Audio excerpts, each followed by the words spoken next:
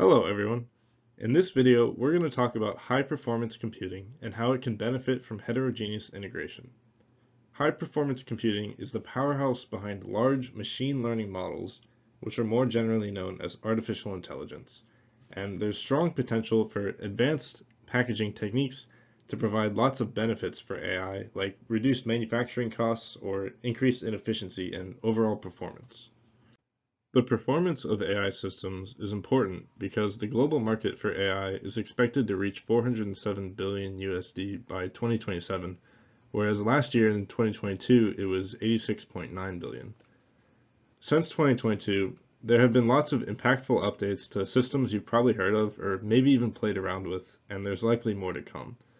Chatbots like ChatGPT or image generators like Stable Diffusion that have grown in popularity significantly can primarily attribute that development to the advances in algorithm programming that have made them so much smarter. And to continue this growth and support these new algorithms, the computing capability needs to follow. And these days, the cost of manufacturing a whole system on chip and making it as small as possible is far too expensive. Heterogeneous integration allows individual chips to be produced at cheaper costs with more design flexibility and scaling compatibility, using advanced packaging to connect them all together and run these AI algorithms. The applications of which are practically endless. It's being used in sensors of self-driving cars, the voice recognition on your phone for Siri or Shazam. Businesses are using it to process and organize large amounts of data, and lots of industries are starting to adopt AI technology from healthcare to cybersecurity, and of course the manufacturing industries. So it's important to find better ways to package the hardware that enables AI to solve these data-based problems, and specifically to support large machine learning models, which are systems that are very adept at analyzing a lot of unstructured data.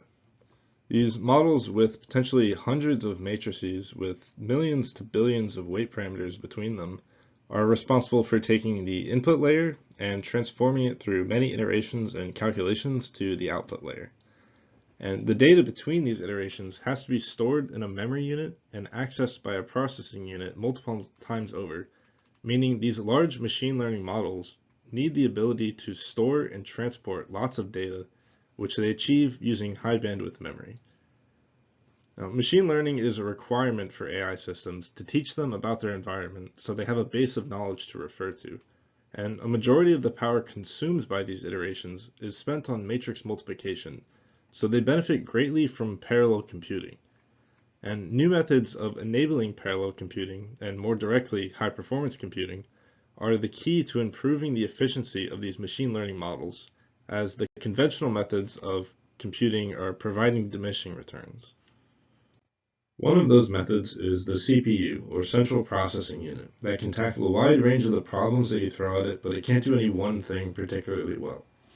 On the other hand, the Graphics Processing Unit, or GPU, is much better at specialized tasks, and the benefit is that it has a lot more cores that can run simultaneously, but the downside is that it consumes a lot more power compared to a CPU. Now, the GPU was initially designed to be good at 3D game rendering, so as a side effect, it's able to manage these huge batches of data, and the parallel computing style it works with is very advantageous for AI because it can spread the workload amongst these multiple accelerators. Each individual accelerator or worker can take a subset of the data, determine its own changes to the model, and then exchange its weight changes and synchronize with the other workers. But of course, with this much talking between your accelerators, it's really important that you have high bandwidth communication and quality interconnects. And it's so important so that NVIDIA even developed their own GPU that was specifically designed to tackle the demands of AI computing. The three biggest demands being high bandwidth access to memory, efficient chip-to-chip connectivity, and a high compute density. Now the NVIDIA GPU that was mentioned in the previous slide is shown again here, and you can see that there are these high bandwidth memory stacks that are on the same physical package as the GPU's processing core, and this provides these power and area savings that allow more cores to be installed into systems. And the biggest three needs of high-performance computing are cared for, using this interposer for high bandwidth connection to the memory and other chips, and these 3D stacks of memory for high compute density. And as these AI models are becoming increasingly more complex, it'll be more important to find ways that make them more efficient.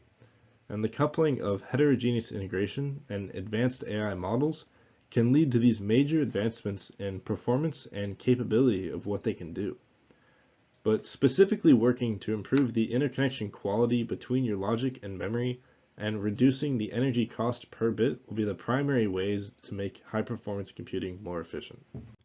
One of the ways this can be done is using an interposer, or a passive entity that enables connections between chips among a common packaging substrate. Now, the standard is the silicon interposer, which uses through-silicon vias and redistribution layers to form conductive pathways between chips. And this type of interposer has been covered before in the packaging series, so more specific information can be found there. But here, we want something that's easy to manufacture and that enables high bandwidth, but the use of dielectric silicon dioxide can cause a high capacitance between connection lines and limit the max signal data rate. Now, an alternative is the glass interposer, which uses a lower cost polymer or ceramic-based substrate that has a lower dielectric constant to mitigate this issue and yield a 5 to 10 times improvement in data transfer rates. The glass interposer provides a significant advantage compared to the silicon interposer, and it helps maximize the quality and efficiency of fine-pitch interconnects. Now, there are two issues with the conventional interposer, and that's when spacing is too small between interconnects, the capacitance between them is very high, and this is proven with the formula for capacitance. Now, when the cross-sectional area of the interconnecting wires themselves is very small, the resistance will become very high, and this is a simple relationship of resistance to geometry. And the combination of these two ends up limiting the max data rate that can be transferred through them. And if we consider a confined space to work with, if we increase the width of our interconnections to mitigate resistance, we end up decreasing the spacing between the lines, and thus we end up increasing the capacitance between them. Now, if we try to reduce the capacitance by increasing spacing, we effectively have to reduce the width of our lines, resulting in increased resistance. But by using a dielectric material for the interposer that has a permittivity lower than the conventional silicon dioxide, we have more freedom to modify the spacing and in turn the line width to maximize performance. Now, the glass interposer can enable both lower latency and reduced crosstalk with higher data transfer rates and by consuming lower energy. Beyond using interposers to just tile chips horizontally on the same substrate, we can also think about stacking them vertically on top of each other. We can use the same concepts of through-silicon vias and redistribution layers to form communication lines between vertically stacked dies in order to improve the bandwidth and efficiency between components. And this is done by decreasing the travel length of the communication lines, which effectively reduces the resistance. Now, if we wanted to go a step further, we could discover a viable material that has a lower resistivity, but in general, we can see significant improvements in bandwidth and energy per bit from using 3D integration methods compared to 2D. But as always, there are some downsides that arise when you actually put this into practice, depending on the way that you stack the memory and accelerator components. Now, if we stack the accelerator on top, it makes it difficult to push power through the memory layers and to the accelerator, but it makes it a lot easier to dissipate the heat generated by the accelerator. Now, if we stack the memory on top, that makes the power delivery aspect easy, but it makes it really difficult to dissipate the heat that's generated from the accelerator. Now, there are alternative methods though, like how NVIDIA constructed their GPU by making these 3D memory stacks placed next to an accelerator. But ultimately, the quality and efficiency of interfaces between your accelerators and memory or specialized components and the rest of the system really determines how beneficial 3D integration can be.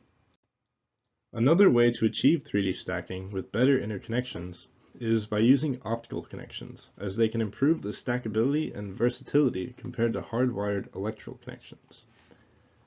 As you continue to stack chips higher and higher with hard wires, the failure rate dramatically starts to spike because you have to expose the system to high temperatures during post-processing of bonding layers together.